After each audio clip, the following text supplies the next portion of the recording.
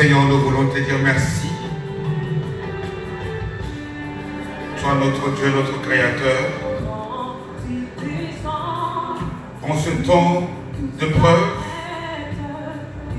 plus que jamais nous avons besoin de toi. Plus que jamais, nous voulons te voir, cet esprit agir. Regarde comment la planète est en panique. Regarde comment, au Dieu de gloire, le monde tremble. Mais pour un microbe invisible à l'œil nu.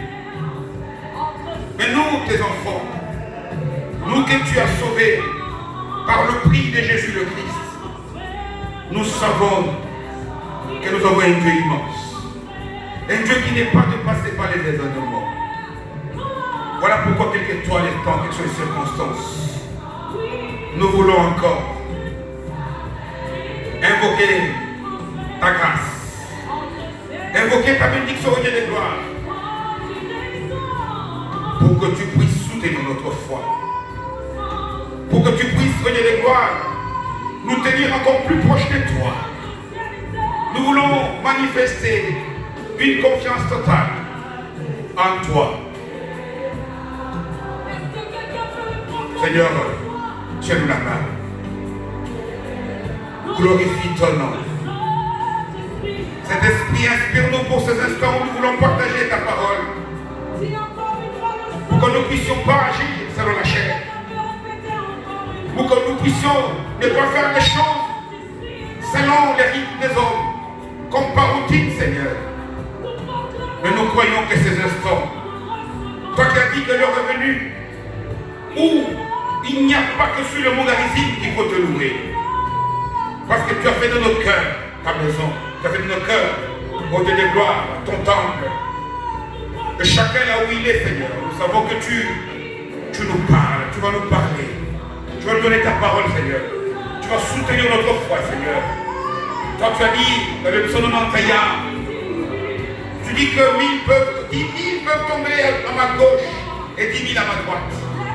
Moi, tes enfants ne seront pas atteints. Merci pour ta grâce, Saint-Esprit. Merci de nous accompagner, de marcher avec nous. Merci surtout de prendre possession de ce temps.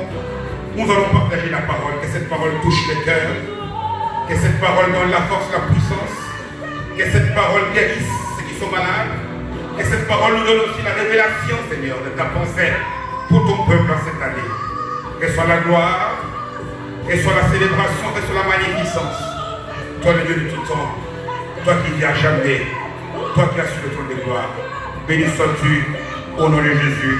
Amen. Chers frères et sœurs,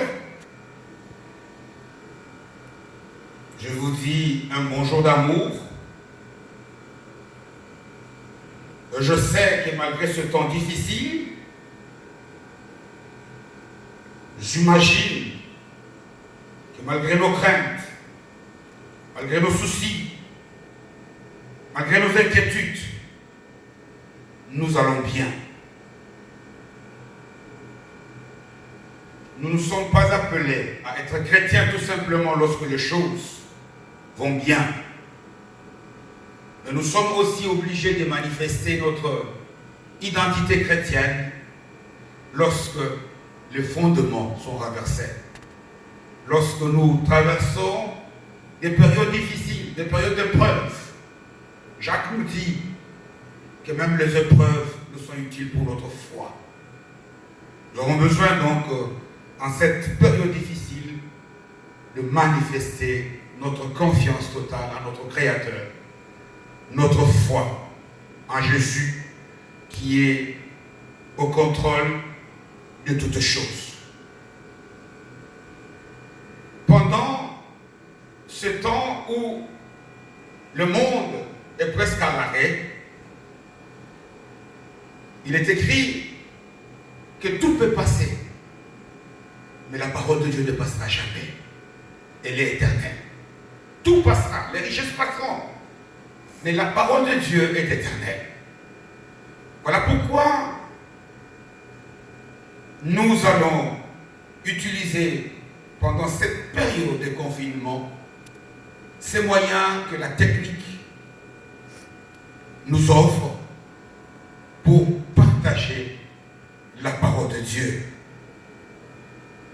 Jésus dira, l'homme ne vivra pas seulement du pain, mais ce qui fait réellement vivre, c'est la parole de Dieu. Donc,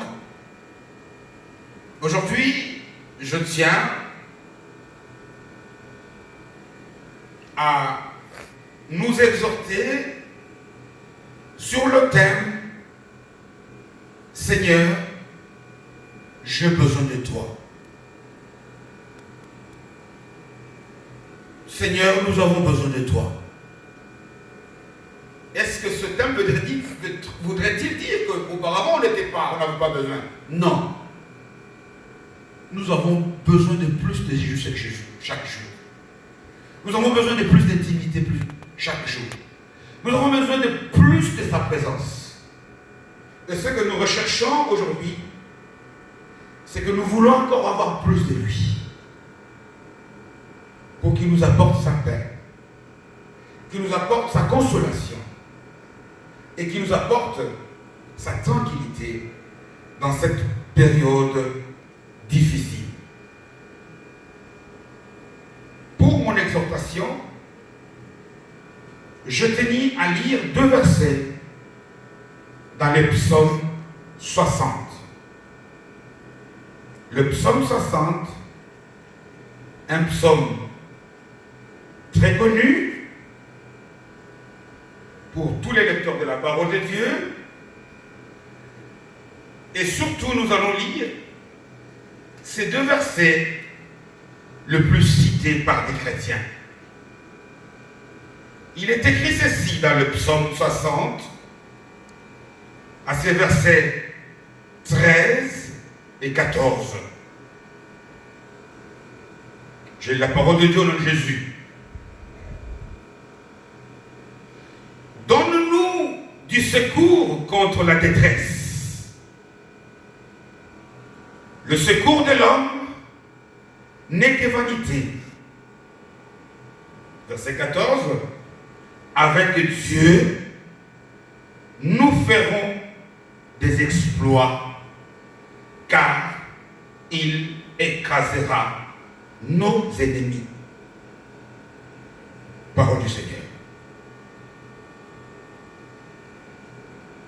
Voici 2 versets utiles.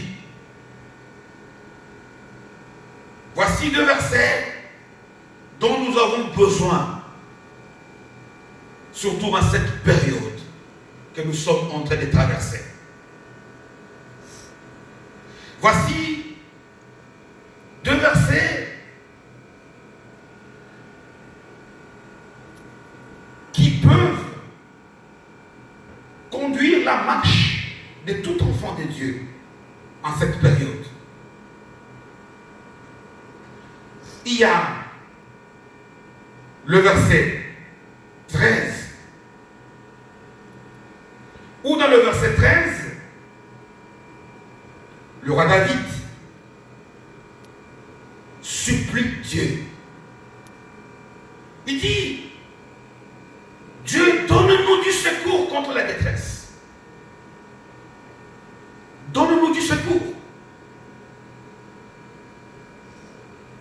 Combien de fois, depuis que tu es touché par cette épreuve, combien de temps as-tu passé à supplier Dieu? Combien de temps as-tu passé à implorer la main de Dieu dans ta vie? Parce que pour beaucoup, cette période est devenue un peu comme une période de repos. Chez nous, il y a moins de prières, il y a moins de travail, moins de méditation. C'est plus comme une période de vacances. Alors que nous avons besoin, en ces moments, de supplier Dieu.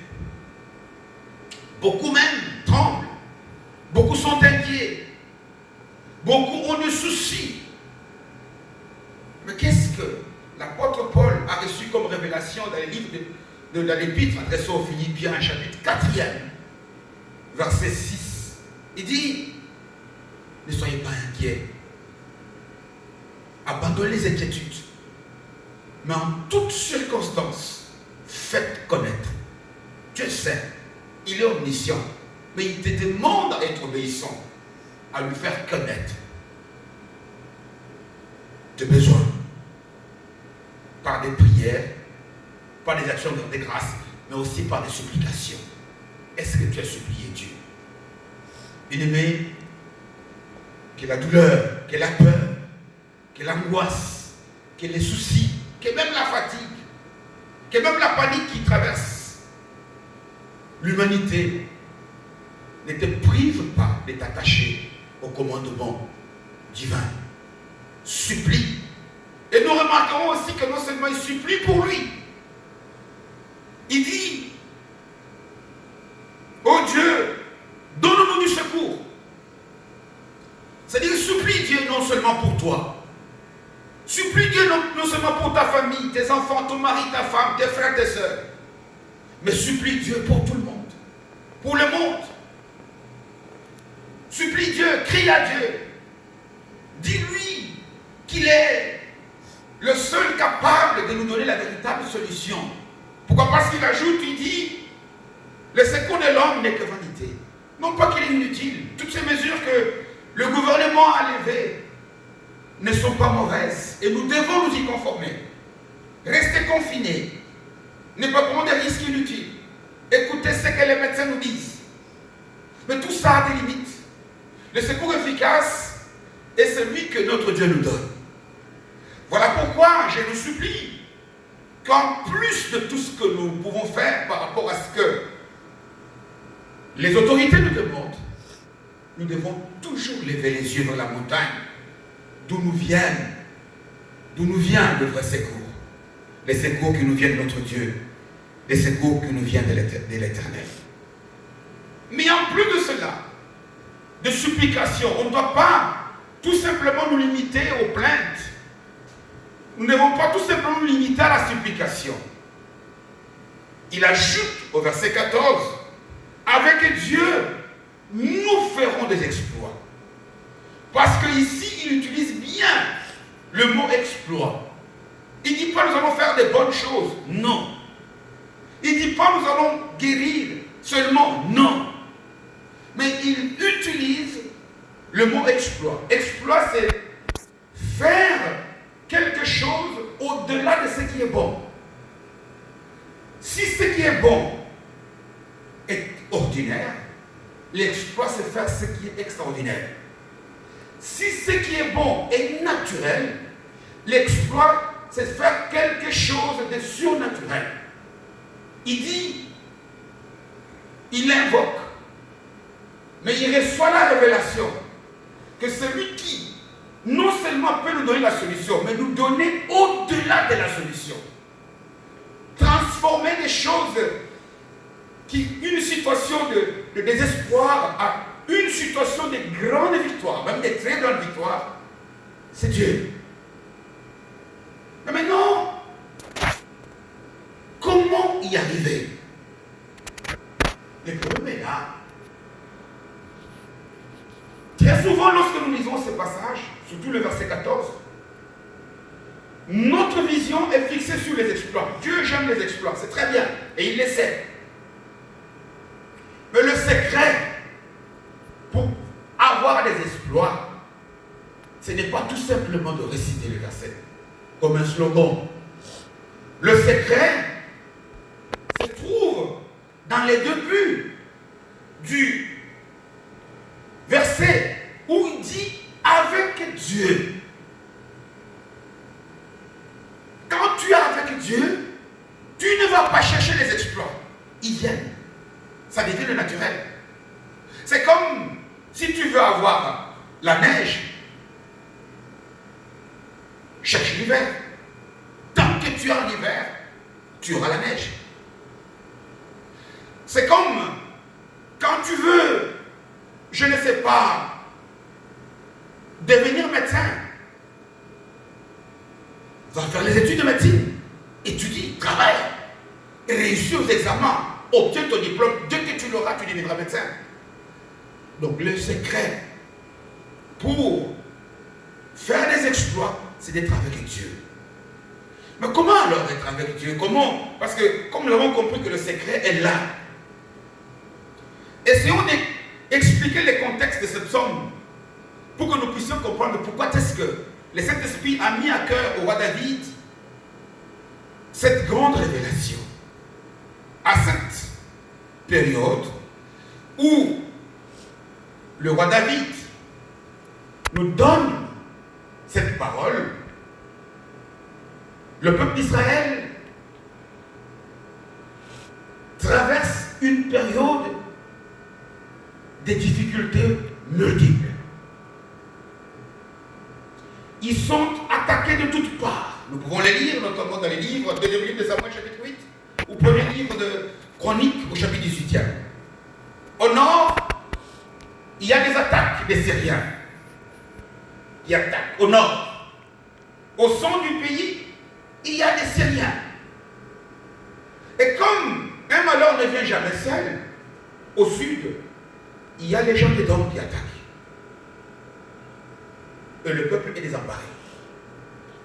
Le peuple est inquiet, il est dépassé.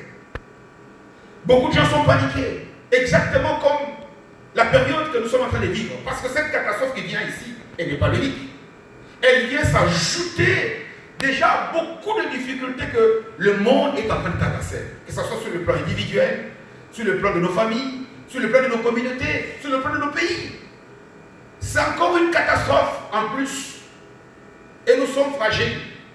Et le peuple d'Israël était fragile. Et le peuple d'Israël était en panique. Et Dieu donne sa révélation à David. Une révélation qui n'était pas tout simplement pour David, mais qui était aussi pour toi et pour moi. Parce qu'il est écrit que tout ce qui est arrivé aux autres, tout ce que Dieu a fait vivre les autres, notamment dans l'Ancienne Alliance, ce sont des modèles, des exemples pour nous.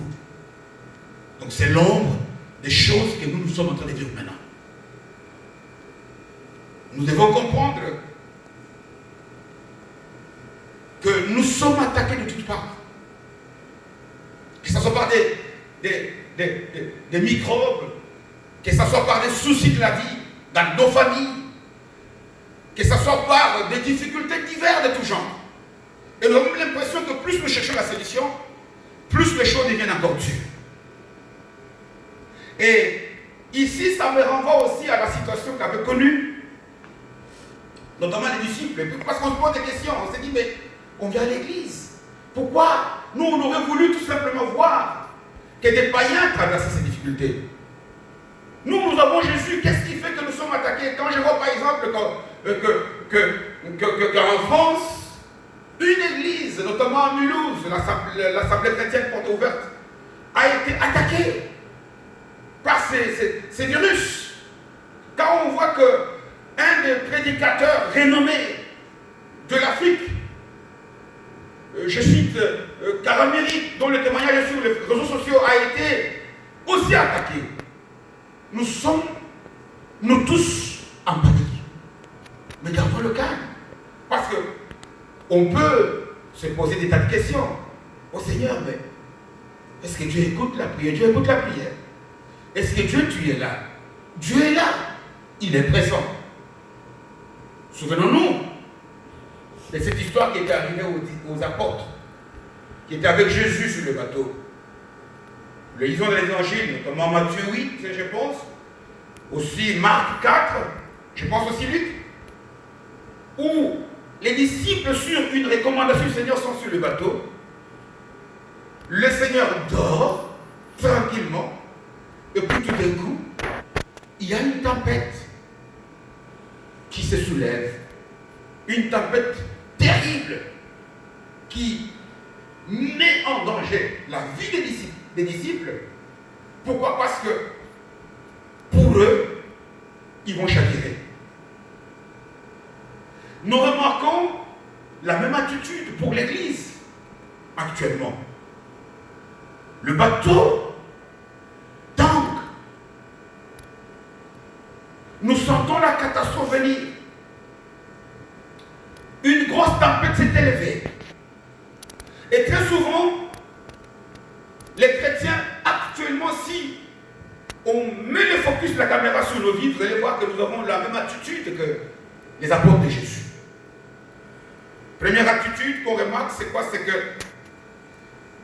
même les gens, et y compris les chrétiens, n'étaient pas préparés. Or, on ne nous dit pas de nous entraîner, d'être surpris par les événements.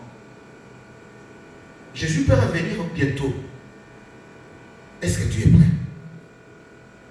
Parce que dans la barque, la réaction des apôtres de Jésus, qui est la même réaction que nous avons actuellement nous l'Église, traduit que nous ne sommes pas prêts, qu'on ne s'y attendait pas. Alors qu'à de multiples reprises dans la Bible, la parole de Dieu nous montre très bien que nous devons être prêts. Parce que Jésus revient bientôt. Parce que l'ennemi rôde, parce qu'il guette.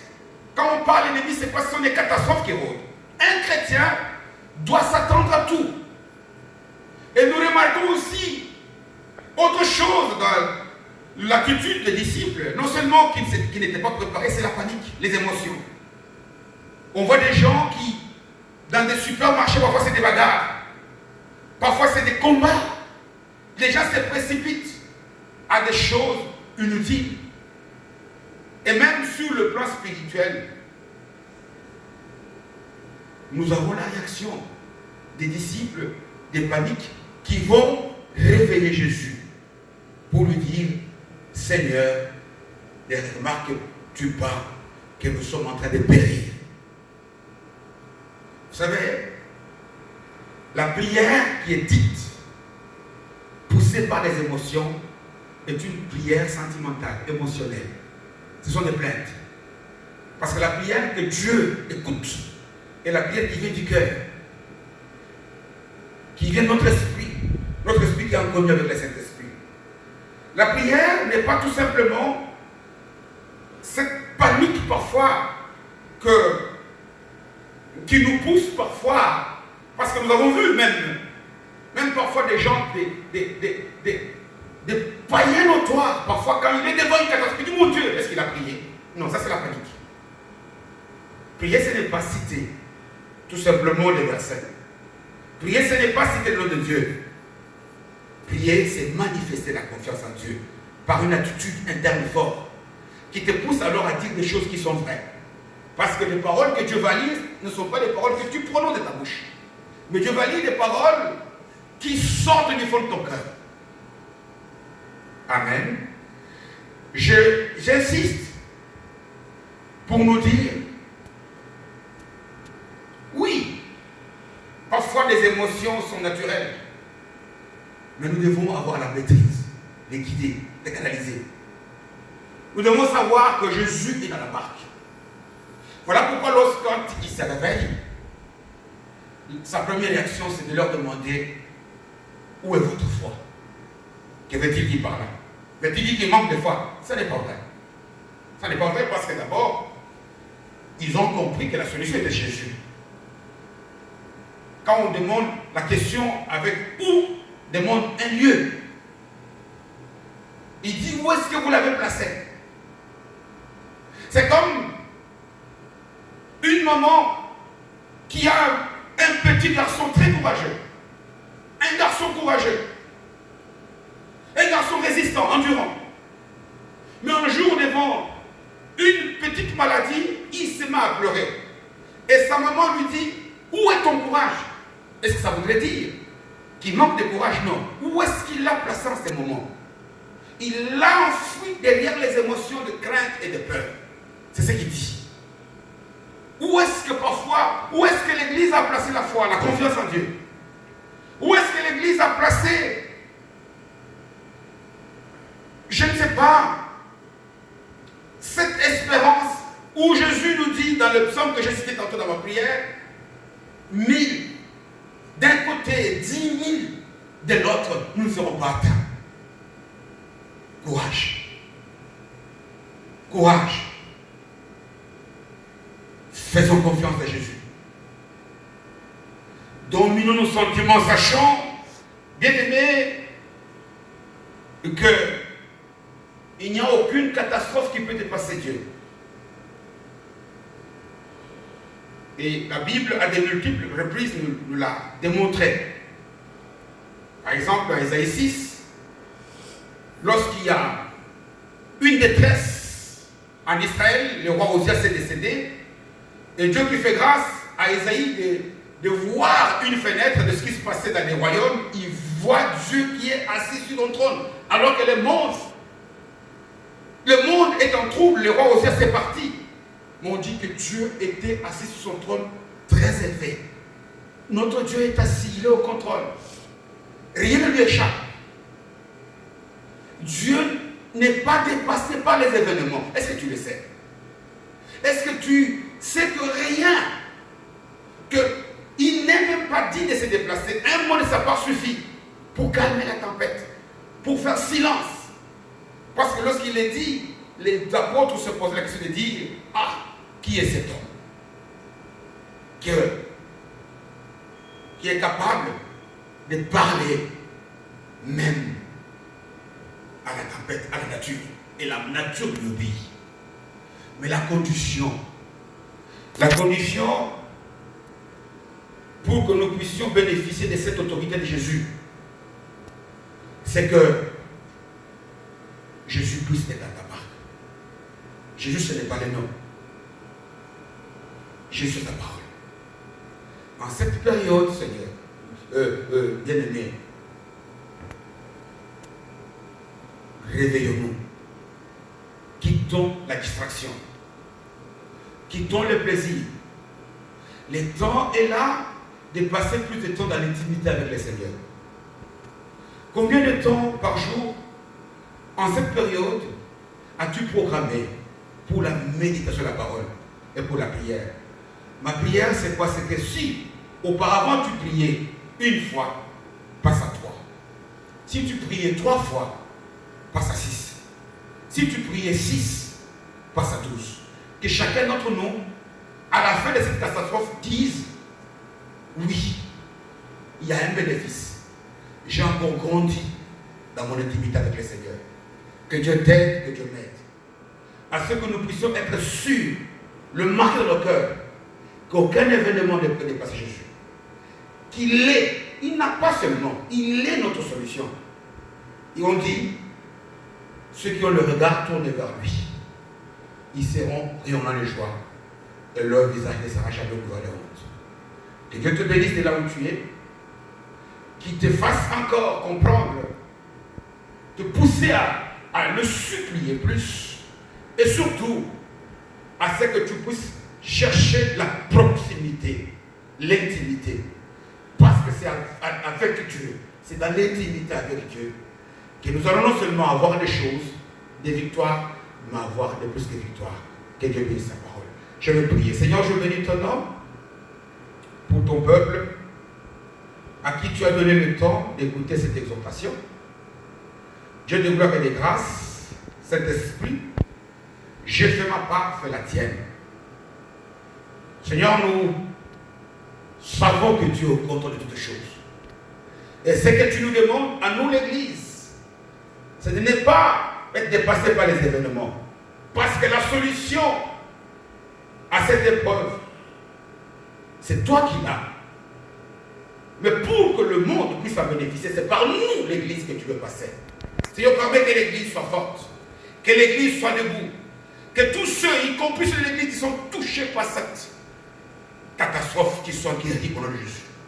Seigneur, je prie pour que tu parles à cette tempête et que tu la calmes.